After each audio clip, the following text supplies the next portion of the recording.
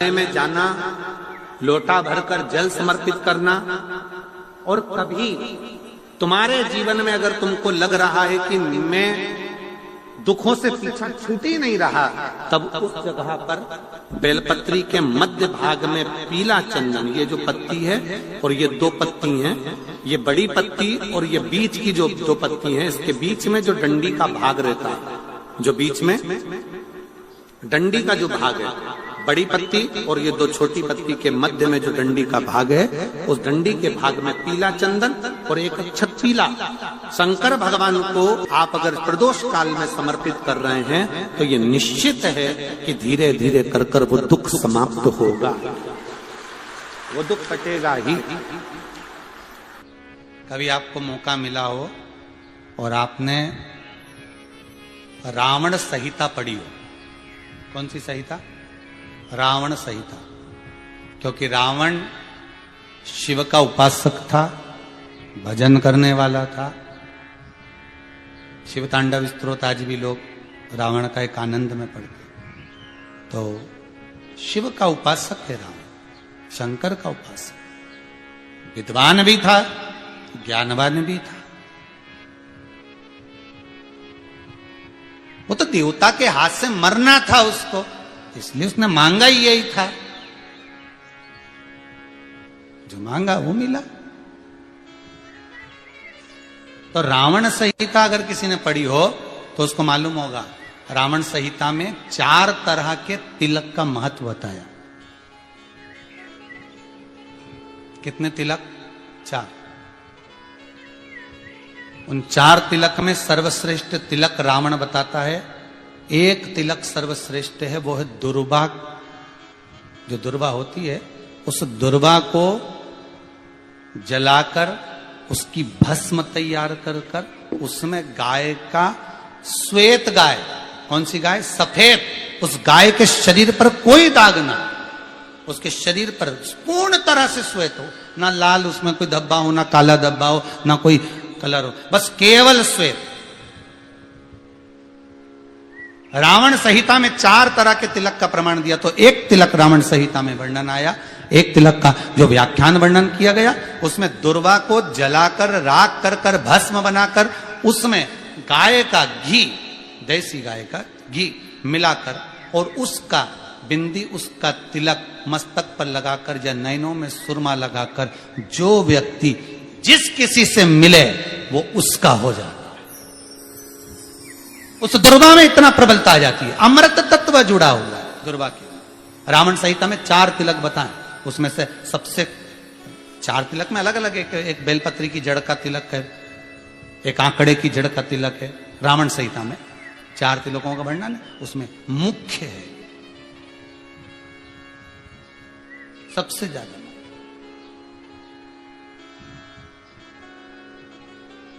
हम तो कहेंगे, अगर मान लो वैसे तो नौकरी करने जाओ, सर्विस करने जाओ तो आंख में काजल लगाकर जा नहीं सकते, नहीं तो लोग ही कह देंगे कहां से आया है। मालूम पड़े तुम नौकरी के लिए इंटरव्यू देने जाओ और आंखों में काजल लगा के चले जाओ, तो फिर भी एक प्रयास करना, फिर भी एक प्रयास करना, उस दुर्वा का जो काजल बनाओ, मूछे हो, दाढ़ी हो, कहीं कहीं पर भी उसकी एक बिंदी लगाकर चले जाओ, वो असर करेगी और आपको वो जॉब मिल ही जाएगा, ये पक्का है। उसमें आकर्षण होता है, दुर्वा आकर्षण का केंद्र करती है। आपको कभी आपके नयनों में दर्द हो रहा, जलन हो रही हो, तो आप दुर्वा, हरी भरी दुर्वा हो, वहां थोड़ी देर चलने का प्रयास करिएगा, आपके नेत्रों का विकार समाप्त हो जाएगा। दुर्वा में वो एक सुख है, वो अमृत छुपा हुआ, और एक बार का अमृत नहीं, 5 बार का अमृत दुर्वा के अंदर।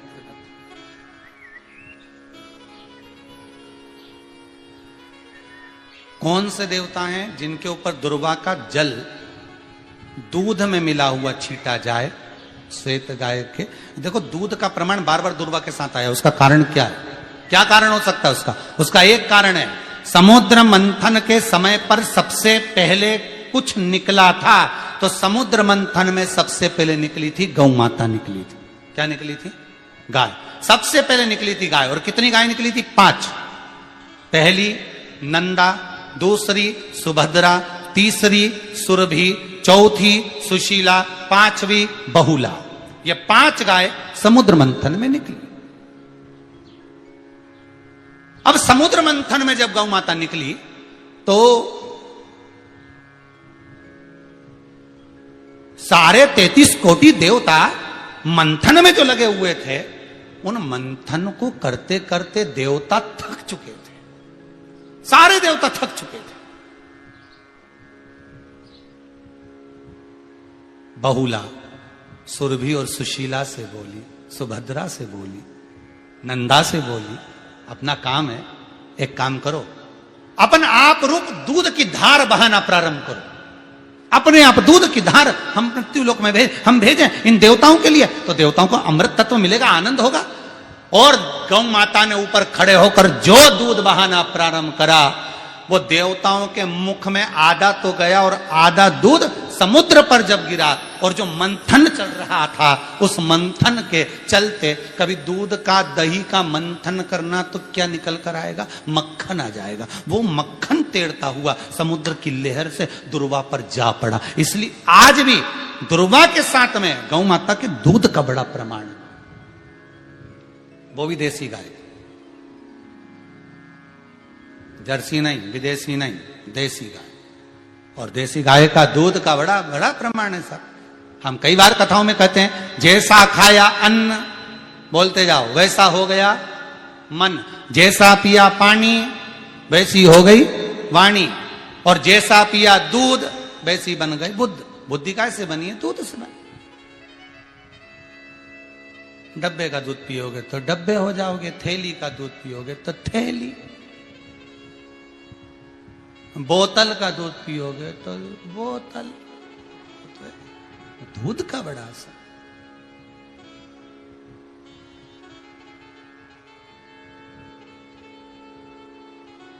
गौ माता के दूध का कहा, एक पात्र में जल और दूध ले लीजिए, शुक्रवार का दिन। तो कहोगे गुरुजी ये कथा कहां से निकाल के लाए हो? तो विष्णु पुराण में से आप उसको स्मरण कर सकते हो। काय में से? विष्णु पुराण में से। एक पात्र में देसी गाय का दूध, जल उसमें रखकर, और आपके अगर लड्डू गोपाल हो, यदि आपके घर में ठाकुर जी हो, लड्डू गोपाल हो, विष्णु जी का कोई स्वरूप हो, श्री हरि का कोई स्वरूप हो, तो उस पर शुक्रवार के दिन आप संध्या के समय पर दुर्वा डालकर, उस दुर्वा से अगर लक्ष्मी जी के नामों का 108 बार उच्चारण कर कर, घी का दिया लगाकर, कैसर के चावल साथ में रखकर, केवल उस जल का और दूध का मात्र छींटा देते हो, तो उसके घर में कभी लक्ष्मी की कमी नहीं आ सकती, संपदा बढ़ती चली जाती है। 108 बार लक्ष्मी के नाम का मात्र उच्चारण कर लेने पर, भगवान विष्णु के चरणारविंद पर, भगवान विष्णु के चरणों पर केवल उस दुर्वा का, जल का, दूध का सिंचन कर देने से भी लक्ष्मी की वृद्धि होती, लक्ष्मी देती।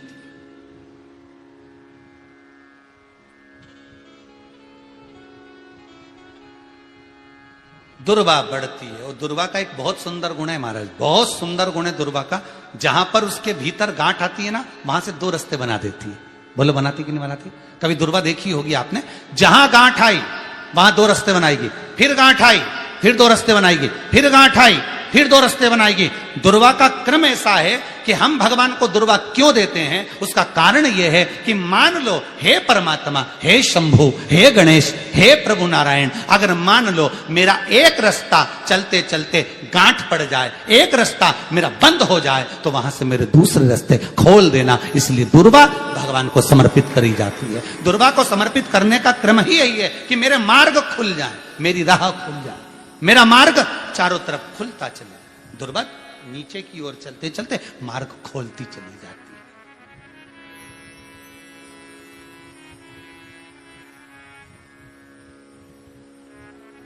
अमृत है ये, इसलिए नष्ट नहीं होती। तोड़ के रख लेना, प्रैक्टिकल करके जरूर देखना, सियोर वाला महाराज कहीं झूठ तो नहीं बोल रही है। तोड़ कर रखो दुर्वा को, बोरी में भर कर रखो, 4 साल 6 महीने 8 महीने बाद सूख जाए, बेकार हो जाए, उसके बाद भी उसको खेत में, बगीचे में कहीं ले जाकर पटक देना, 8-15 दिन पानी देना, देखो फिर वापस वही हरी की हरी होना, वही कहीं ना कहीं से स्फुटित होते फिर आगे बढ़ना चालू कर देगी। उसका तत्व है अमृत, वो अमर है, मरती नहीं, फिर चालू हो जाती।